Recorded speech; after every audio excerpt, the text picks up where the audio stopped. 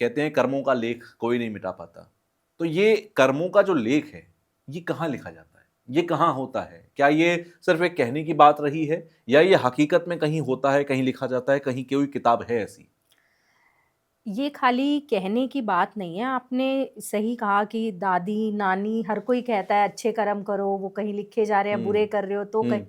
ये Akashic records हैं। अच्छा। मतलब हमारे कर्मों का लेखा-जोखा, चाहे हुँ, हम अच्छा करें, वो भी रिकॉर्ड हो रहा है, बुरा कर रहे हैं, वो भी रिकॉर्ड हो रहा है और ये जेन्युइन है, ये होता है। क्योंकि अगर ये नहीं होता, तो आप अगर देखेंगे आज के टाइम में कोई गरीब घर में पैदा हो रहा है, कोई अमीर है, कोई अच्छे कर्म कर रहा है, जी। सब अच्छा कर रहा है, लेकिन उसके बावजूद भी उसके साथ गलत हो रहा है। हुँ, तो क्यों हो रहा है? ग्रह भी अच्छे हैं, कुंडली भी अच्छी है, लोगों के ये बहुत सवाल होते हैं हमारे पास भी। फिर भी क्यों? क्योंकि कर्मों के आधार पर ही तो तय होता है ना। हुँ। हमने जितने जन्म लिए हैं, जितने संचित कर्म हमने इकट्ठे करे हैं, उनके आधार पर हमारा प्रारब्ध तय किया जाता है। मतलब अच्छा। हमारा भाग्य तय होता है कि हम अपने कर्मों के अकॉर्डिंग किस फैमिली में जाएँगे, सोल चूज़ करती है अपने पेरेंट्स को, भाई-बहन को। जैसे उसके कर्म होंगे, उसी के अकॉर्डिंग उसे ऑप्शंस दिए जाएँगे। ऐसा नहीं है कि सारे ही बढ़िया-बढ़िया ऑप्शंस मतलब उसे मिलेंगे, नहीं। जी। जैसे उसके कर्म होंगे, उसके अकॉर्डिंग तो एक-एक चीज़, एक-एक कर्म लिखा जाता है। आपने आकाशिक रिकॉर्ड्स बोला कि जिसे हम किताब बोलते हैं, जिसे हम लेख बोलते हैं, ये बेसिकली इसे आकाशिक रिकॉर्ड्स बोलते हाँ, हैं। कहाँ होती है ये? प्रॉपर आकाशा में एक लाइब्रेरी होती है। अच्छा। जब भी कोई बच्चा पैदा होता है तो हुँ, उसके साथ 2 देवदूत आते हैं, ठीक अच्छा। है?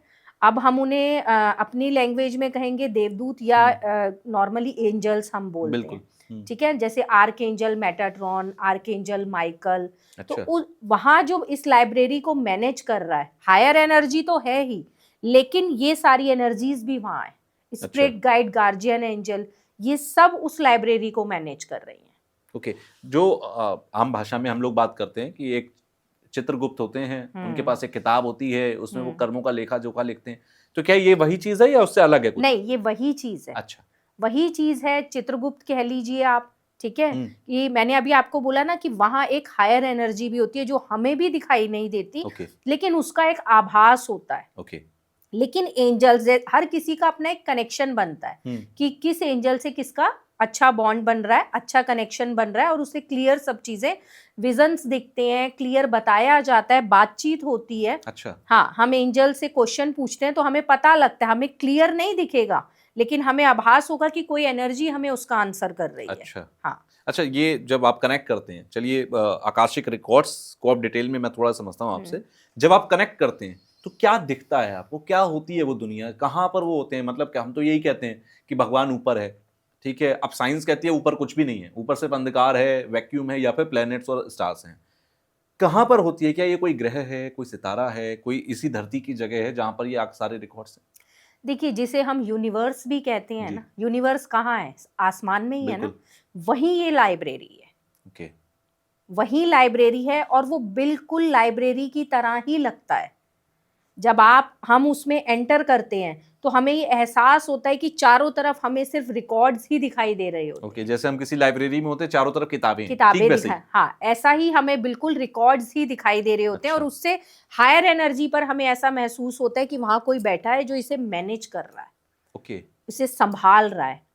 उसका कोई रूप नहीं होता, वो सिर्फ़ एक एक एक एनर्जी की आ तरफ लाइट या कोई ऐसा कुछ फ़ील होता है बस। आभास होता है। देखिए, ओके, रूप होता भी हो तो हमने कोई साधना नहीं करी, जी। हमने कोई तपस्या नहीं करी जो वो हमें साक्षात दिखाई दें। हुँ, अगर आप समझेंगे कि पहले टाइम में जो गुरु होते थे, जी। राजा, महाराजा उनके पास जाते थे तो वो कुंडलियाँ नहीं देखते थे, हुँ, ध्यान लगाकर बताया करते थे। बिल्कुल। तो वो यही चीज़ थी। अब वो ध्यान लगाकर कैसे बताते थे कि एनर्जी उन्हें क्लियर दिखती नहीं। हुँ, क्योंकि ऑब्वियस है कि वो तपस्या करते थे, बिल्कुल। साधना करते थे, पर हम लोग तो ये नहीं करते, हुँ, हमने तो ये विद्या सीखी है। जी।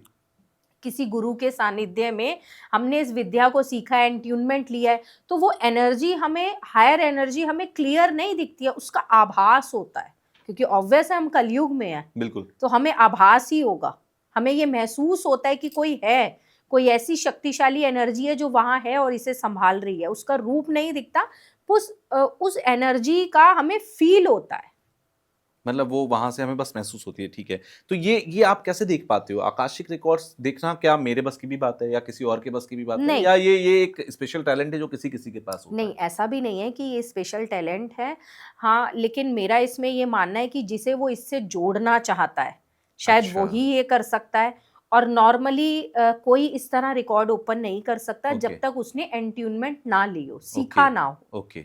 कई लोग ऐसा भी है कि सीखने के बाद भी विजन्स नहीं दिखते, नहीं पता लगता, तो इसलिए उसका आशीर्वाद भी बहुत ज़रूरी है।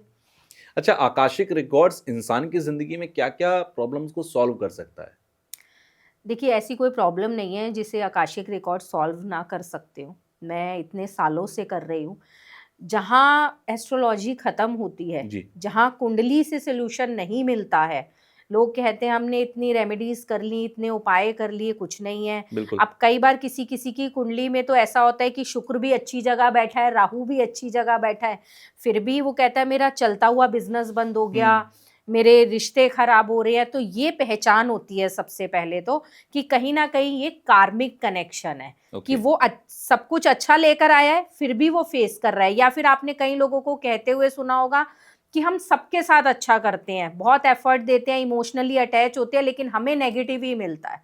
तो ये भी एक बहुत बड़ा रीज़न होता है कार्मिक कनेक्शन का। अच्छा। तो जब भी हम किसी का जैसे रिकॉर्ड ओपन करते हैं तो हमें पता लगता है कि ये क्या कार्मिक है इसका और किस बर्थ से जुड़ा हुआ है, उस बर्थ में इसने किया क्या है। आकाशा से आप चाहे कर्जे की प्रॉब्लम हो, आपको लग रहा है कि मेरे ऊपर कर्जा बहुत चढ़ता जा रहा है, मैं बहुत रेमेडी कर रहा हूँ लेकिन मेरा कर्जा नहीं उतर रहा है, या फिर शादी नहीं हो रही है, जी। या शादी होकर बार बार टूट रही है, डाइवोर्स पे डाइवोर्स होए जा रहे हैं और मैं एफर्ट पूरा दे रहा हूँ, हाँ। मैं शादी तोड़ना भी नहीं चाह रहा हूँ अपनी, तो ये पता लग जाता है। कुल देवी देवता कौन है, जो लोगों को आजकल इस चीज की नॉलेज ही नॉलेज नहीं नहीं है। होती। 80-90% लोगों को पता ही नहीं है उनके कुल देवी देवता हैं कौन। बिल्कुल। वो कहते हैं हमें हमारे बुजुर्गों ने बताया ही नहीं है।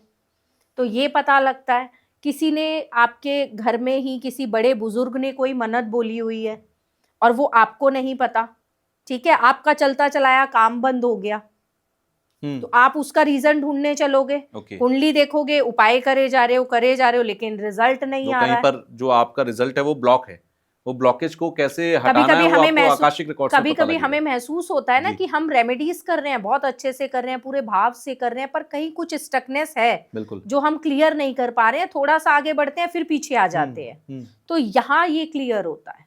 रेमेडीज होती हैं जैसे बिल्कुल। एस्ट्रोलॉजी के अंदर रेमेडीज होती हैं, वैसे ही बिल्कुल। आकाशिक रिकॉर्ड्स में किस तरह की रेमेडीज होती हैं? देखिए, आकाशिक रिकॉर्ड्स में हर किसी के रिकॉर्ड के अकॉर्डिंग एंजल्स रेमेडी देते हैं। अच्छा। और ज्यादातर रेमेडीज जो इसमें होती है ना, कर्मा क्लियर करने की होती है। ओके, कर्मों को सुधारती हैं। हाँ, जैसे मैं आपको एक एग्जांपल दूं कि मेरे एक क्लाइंट हैं यहाँ नागपुर के पास के, उनके वहाँ पर एक बहुत पुराना मंदिर है। अच्छा। बहुत ही पुराना मंदिर है।